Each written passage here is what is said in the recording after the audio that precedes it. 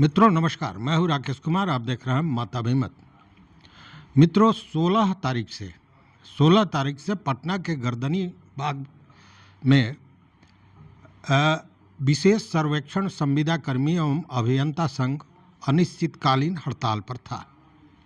12 दिनों के बाद मतलब कल से यह हड़ताल भूख हड़ताल में तब्दील हो गया और 48 घंटा बीतते बीतते स्थिति दयनीय हो गई। क्योंकि ये लोग जो भूख हड़ताल ये हड़ताली कर रहे हैं, यह भूख हड़ताल कर रहे हैं। नेताओं वाला भूख हड़ताल नहीं है कि दिन में भूख हड़ताल हुआ और शाम में मुर्ग मसल्लम खा लिए। ऐसा भी भूख हड़ताल हमने देखा है। इनकी स्थिति ये नहीं है। यह पानी तक 48 घंटे में नहीं पिए हैं। स्थिति कई लोगों की तबीयत खराब हुई है। 2 लोग पीएमसीएच रेफर किए गए हैं। फिर भी सरकार और विभाग मौन है। आज तक किसी से भी वार्ता की बात नहीं हुई। सरकार के पास, विभाग के पास समय है अपील करने का, समय है इन्हें टर्मिनेट करने का, उन सारे काम के लिए समय है। लेकिन जो लोग जिनकी बदौलत ये सर्वे यहाँ तक पहुँचा, जो राजस्व विभाग के यूं कहें कि दाहिने हाथ हैं, इनसे बात करने के लिए सरकार के पास, विभाग के पास समय नहीं है। लेकिन आश्चर्य यह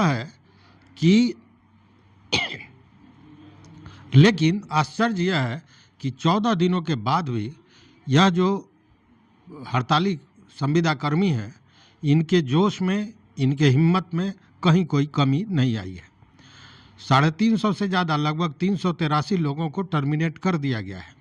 और साथ में कल एक अपील भी आया था जिसमें यह कहा गया था कि 30 तारीख के 5 बजे तक अगर आप, हालांकि एक वार्ता में जय सिंह जो सचिव हैं, उन्होंने इस बात को दोहराया है आज कि 5 बजे तक 30 तारीख को जो लोग आ जाएंगे, उनके सेवा को लेकर विभाग विचार करेगी। यहाँ भी देखिए शब्दों का मतलब ईगो इतना बड़ा है कि यह भी नहीं कहा गया कि जो लोग चले आएंगे वो काम शुरू करें, अपना काम करें। वो अगर वापस आते हैं तो विभाग विचार करेगी। अब क्या विचार करेगी? चूँकि ये लोग 14 दिन से बैठे हुए हैं, अगर वार्ता का भी विचार नहीं हो पाया तो क्या विचार करेगी, ये तो भगवान मालिक है। लेकिन इस तरह की बात उन्होंने कही है। अब देखिए, सरकार ने, विभाग ने अपना अंतिम तीर चला दिया है। अंतिम तीर का मतलब टर्मिनेशन। अब इसके बाद किसी संविदा कर्मी को, जो आप संविदा कर्मी कर रहे हैं, एक संविदा कर्मी को टर्मिनेशन के बाद आप क्या कर सकते हैं? उसके बाद तो आपके हाथ में कुछ है नहीं। मतलब आपने अंतिम तीर चला दी। इसी को लेकर जो कई संविदा कर्मी हैं, हड़ताली हैं, वो कह भी रहे हैं कि भैया जिस तरह एक सभा बुलाकर सारे लोगों को आपने नियुक्ति पत्र दी, उसी तरह सारे लोगों को बुलाकर टर्मिनेशन लेटर दे दीजिए, हम इसके लिए तैयार हैं।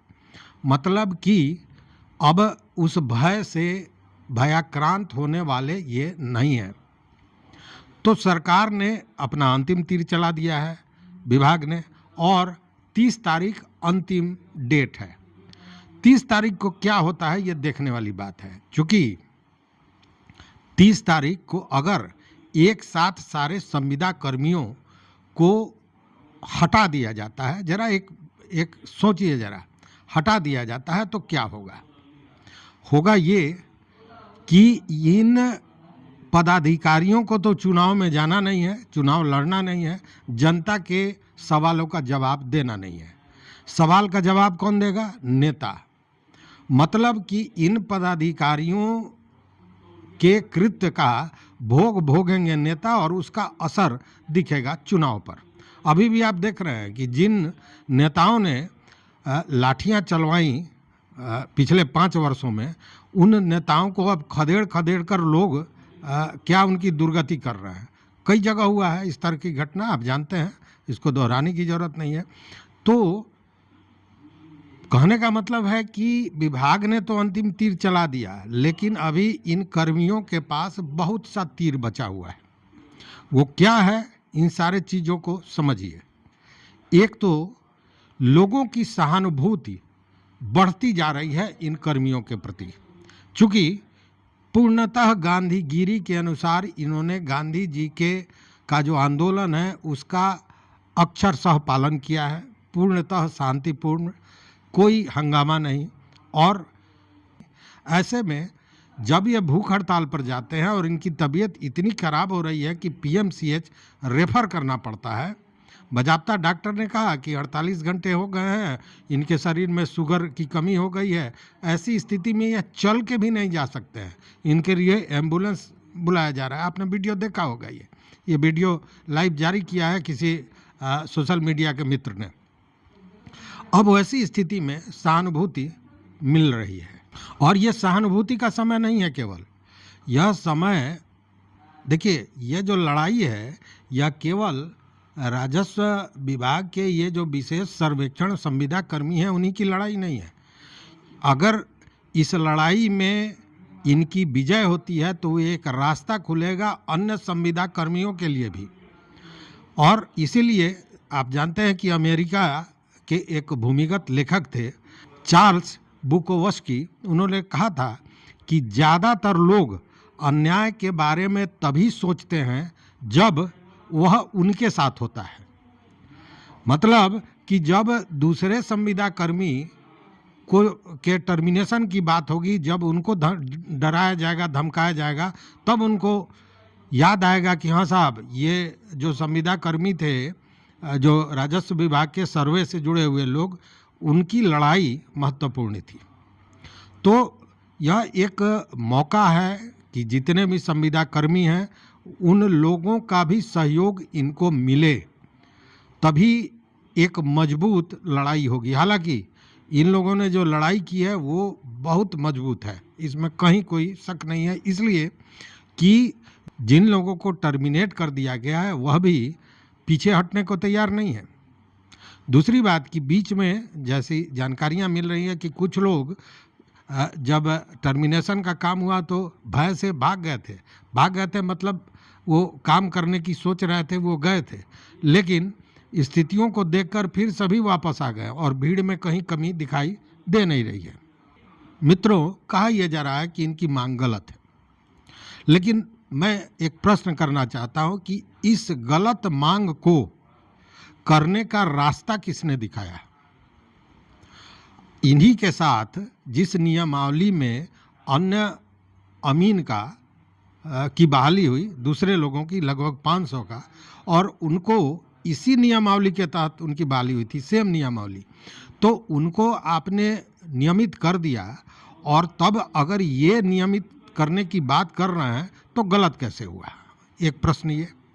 दूसरा प्रश्न कि शिक्षकों के साथ, देखिए शिक्षकों के साथ 3.5 लाख शिक्षकों को जो नियोजित थे, मतलब संविदा कर्मी थे 11 माह के लिए, वो भी होते थे, तो उनको जब राज्यकर्मी का दर्जा दे दिया गया तो इनको क्यों नहीं? और दूसरी बात कि जब जब इनको नियमित किया गया, चाहे वो शिक्षक हो चाहे अमीन हो, तो क्या एक भी व्यक्ति ने सरकार की भर्त्सना की? सभी लोग ने स्वागत किया कि सरकार एक अच्छा काम कर रही है। लेकिन अभी जो सरकार इन संविदा कर्मियों के साथ, हड़तालियों के साथ कर रही है, अब सरकार भर्त्सना की पात्र हो गई है, लोग अब निंदा करना शुरू कर दिया है और कई तरह के सवाल भी उठ रहे हैं। तो रास्ता भी तो आप ही ने दिखाया है, पहली बात। दूसरी बात कि 2020 में जिन लोगों को संविदा के आधार पर रखा गया 11 माह के लिए, तो 11 माह के बाद हटा देना था। 11 माह के बाद तो आपने रखा, अवधि का विस्तार होता रहा और इनके आयु का भी विस्तार होता रहा। अब 2020 में जो लोग थे, अब 25 में 5 साल पूरा हो गया, अब उनकी आयु सीमा ऐसी हो गई कि वह कहीं दूसरे जगह जा नहीं सकते हैं, दूसरे जगह अप्लाई नहीं कर सकते हैं। तब वो अगर अपने जीवन का, अपने भविष्य को सुरक्षित करने की मांग कर रहे हैं तो गलत कैसे हुआ? मतलब सरकार ने क्या किया?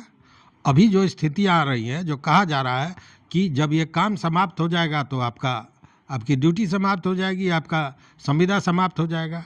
मतलब आप कर क्या रहे हैं? Use and throw. जिस तरह टिश्यू पेपर से हम अपना चेहरा साफ करते हैं और फेंक देते हैं, वही स्थिति आप किए हुए हैं। इसीलिए शायद बीच में जब माले विधायक डॉक्टर संदीप सौरभ मंच पर गए थे तो उन्होंने कहा भी था कि सरकार गुलामों की फौज बनाना चाहती है। तो गुलामों की फौज ठीक है, आप बनाना चाहते हैं, लेकिन जब उनके अधिकार का हनन होगा तब तो आंदोलन होगा, ये कहा भी गया है। आपको याद होगा मार्टिन लूथर किंग जूनियर, जो अमेरिका के एक पादरी थे, उन्होंने कहा था कि किसी भी जगह का अन्याय हर जगह के न्याय के लिए खतरा है। मतलब कि कहीं भी अगर अन्याय हो रहा है और उसका प्रतिकार नहीं हो रहा है तो वो हर जगह के लिए खतरा है। मार्टिन किंग लूथर का ये कहना है। तो वही स्थिति यहाँ बनी हुई है कि जब ये अपना अधिकार मांग रहे हैं तो नियमावली की बात की जा रही है, जबकि आपने कई बार नियमावली को बदला है। साहब, जब संविधान में संशोधन हो सकता है तो नियमावली में क्यों नहीं? पहली बात। दूसरी बात कि आपने देखा होगा कि शिक्षकों का जो नियुक्ति, शिक्षकों की नियुक्ति हो रही थी उस समय कई बार उसको लेकर बीपीएससी की बड़ी फजीहत भी हुई थी। कई बार नियमों में संशोधन किया गया था, जिस पर हाई कोर्ट ने भी बड़ी तल्ख टिप्पणी की थी कि आप किस तरह नियमावली बनाते हैं कि रोज आपको संशोधन करने की जरूरत पड़ती है, क्योंकि अपने हिसाब से चीज़ों को तोड़ मड़ोड़ कर सारे क्रियाकलाप किए जा रहे थे। यहाँ भी पूरी तरह वही स्थिति बनी हुई है। लेकिन हम जो ये संविदा कर्मी हड़ताल है उनको एक चीज़ बताना चाहेंगे जो निश्चित रूप से आप समझेंगे। देखिए, अभी जो बिहार राज्य अनुसूचित कर्मचारी संघ है गोपगुट का, वह हड़ताल पर है। आज उनका 21वां-22वां दिन है। 20 दिन पर कल उनसे वार्ता के लिए जो सामान्य प्रशासन विभाग के अपर मुख्य सचिव हैं उन्होंने बुलाया। वार्ता हुई, लेकिन इन लोगों ने उनके वार्ता के आधार पर हड़ताल नहीं तोड़ा। उन्होंने कहा कि इसको आप जब तक लिखित नहीं दीजिएगा हम हड़ताल नहीं तोड़ेंगे।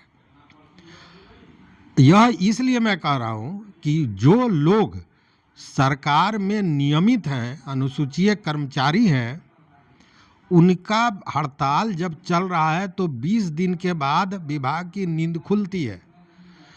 तो बंधुवर, आपको तो दोयम दर्जे का पहले ही सरकार मान रही है, संविदा कर्मी मान रही है। वैसे में अगर अभी तो आपका 14 दिन हुआ है, समय बहुत नहीं बीता है, अभी और भी संघर्ष करना पड़ेगा। इसलिए संघर्ष से घबराने की स्थिति पैदा नहीं होनी चाहिए। हालांकि हड़तालियों का जो जोश है, जो जुनून है, जो हिम्मत है, वो काबिले तारीफ है। चूँकि इतने में कोई भी दूसरा व्यक्ति होता तो उग्र हो गया होता और फिर उसका आंदोलन टूट जाता। सरकार भी चाहती है, हमेशा याद रखिएगा कि सरकार भी, प्रशासन भी चाहता है कि जब कोई आंदोलन बहुत लंबा हो तो आंदोलन उग्र हो जाएगा, प्रशासन लाठियाँ चलाएंगी, खदेड़ देंगी, कहानी समाप्त हो जाएगा। लेकिन आपने जो हथियार लिया है वो इतना मजबूत है कि सरकार को सोचना ही पड़ेगा, कोई उपाय नहीं है। देखिए, पाकिस्तान और इंडिया की भी लड़ाई होती है। अभी आपने देखा कि बमबारी हो रहा था, ऑपरेशन सिंदूर चला, सारा कुछ हुआ, लेकिन अंत में मामला कहाँ जाएगा? वार्ता पर। तो वार्ता के टेबल पर तो विभाग को, सरकार को बुलाना ही पड़ेगा, उपाय कोई नहीं है उनके पास। चूँकि जब ये अनुसूचित कर्मचारी संघ के हड़ताल के बाद देखिए समाहरणालय का सारा काम ठप है, अनुमंडल का सारा काम ठप है, प्रखंड का सारा काम ठप है, मतलब सारा विकास का काम ठप है। फिर भी सरकार को 20 दिन के बाद याद आई।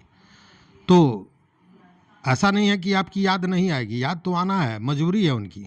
लेकिन अभी इंतजार करना पड़ेगा, क्योंकि अंतिम हथियार उनका 30 तारीख को जो अंतिम तीर है वो चला लेंगे। उसके बाद उनकी हाथ खाली हो जाएगी, और जब खाली हो जाएगी तो इसके अलावा कोई रास्ता उनके पास होगा नहीं।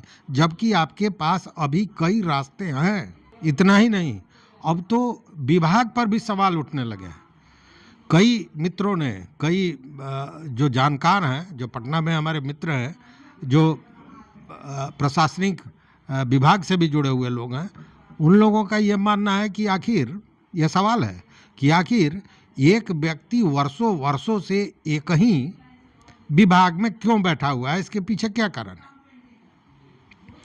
3 साल पर पदाधिकारियों का ट्रांसफर होता है, तो क्या राज्य में, क्या बिहार कैडर में कोई ऐसा पदाधिकारी नहीं है जिनके पास उतनी योग्यता, क्षमता हो जो राजस्व विभाग का काम देख सके कि एक ही आदमी को लगातार कई वर्षों से एक ही जगह पर बैठाया गया है। इसको लेकर कई सवाल उठ रहे हैं, कई आरोप लग रहे हैं। यह भी एक बड़ी बात है और सोचने वाली भी बात है कि जब इस तरह की नियमावली सरकार बनाई है तो उसका पालन एक व्यक्ति के लिए क्यों नहीं हो रहा है। खैर, उस मामले पर नहीं जाएंगे, लेकिन एक बात तो स्पष्ट है इन सारी चीज़ों से कि सरकार पर ब्यूरोक्रेसी हावी है। ब्यूरोक्रेसी मतलब अफसरशाही। लगातार यह दोष नीतीश सरकार पर लगता रहा है और यह जो हमारे संविदा कर्मी हैं जो हड़ताल पर हैं, उन लोगों ने भी लगातार इसकी चर्चा की है कि पदाधिकारी ये बात नीतीश कुमार तक पहुंचने भी नहीं दे रहे हैं और पदाधिकारी अपनी मनमानी कर रहा है। मतलब पदाधिकारियों की चलती है। ऐसे भी बताया जाता है, कहा जाता है, कई बार चर्चा आपने सुनी होगी कि सरकार कुछ पदाधिकारी ही चला रहे हैं। खैर, वो अलग की बात है, उस पर हम नहीं जाएंगे। लेकिन चुनाव सर पे है, बिगुल बजने जा रहा है। चुनाव में क्या पदाधिकारी खड़े होंगे? क्या पदाधिकारी जनता के सामने जाएंगे? क्या पदाधिकारी वोट मांगेंगे? नहीं, उसके लिए नेता को जाना पड़ेगा। और नेता कौन है? जो आपके मंत्री हैं, जो आपके मुख्यमंत्री हैं, जो आपके उप मुख्यमंत्री हैं, ये सारे लोग, जिन लोगों से आपने मिला है। मुझे याद है कि ललन सिंह से को आप लोगों ने अपना मांग पत्र दिया, चिराग पासवान को दिया, उप मुख्यमंत्री विजय सिन्हा को दिया, कई लोगों को दिया, लेकिन उस पर अब तक क्या कोई कार्रवाई हुई? नहीं हुई। राजद जो विरोधी दल है, उसके राष्ट्रीय अध्यक्ष ने कहा कि हम समर्थन करते हैं, इनकी मांग जायज़ है। मंगनीलाल मंडल की बात मैं कर रहा हूँ। आपके साथ माले के विधायक आपके मंच पर पहुँच चुके हैं, तो इसका असर होगा और यह चुनावी माहौल बनेगा। अभी तेजस्वी यादव की स्थिति है कि वो वोट अधिकार यात्रा में है राहुल गांधी के साथ, तो निश्चित रूप से जैसे उधर से वो फारिग होंगे तो आप पर उनका ध्यान जाएगा ही जाएगा, क्योंकि यह एक बड़ा मुद्दा है। 13,000 लोग, 13,000 छोड़ दीजिए, 10,000 लोग ही, एक भी व्यक्ति जो जमीन से जुड़ा हुआ काम कर रहा था, उसकी पहुंच, उसके परिवार में मान लीजिए 10 लोग हों, 5 लोग ही हों, लेकिन उसकी पहुंच कितनी बड़ी होगी। मतलब 10,000 में एक व्यक्ति अगर 100 लोगों को प्रभावित करता है तो कितनी बड़ी संख्या होगी। तो एक तरफ तो पहले ही नेताजी लोग को खदेड़ा जा रहा है, वैसे में जो परिस्थितियां बनती जा रही हैं वो सरकार के लिए गले की हड्डी बन जाएगी। इसलिए वार्ता तो करना ही पड़ेगा, उपाय कोई नहीं है। जब हाथ से निकलता देखेगी सरकार मतलब हम पदाधिकारियों की बात नहीं कर रहे हैं, नेताओं की बात कर रहे हैं, तो नेता ही पहल करेंगे और तब फिर इसकी बात होगी। तो देखते हैं कि आगे क्या होता है। लेकिन घबराने जैसी कोई बात इसलिए नहीं है कि क्योंकि उर्सुला के ले गुइड जो अमेरिका की लेखिका थे, उन्होंने कहा था कि अन्याय नियम बनाता है और साहस उसे तोड़ता है। तो ये नियम अन्याय के लिए बना था संविदा कर्मियों का, और आपका साहस उस अन्याय को तोड़ेगा, यह स्पष्ट है।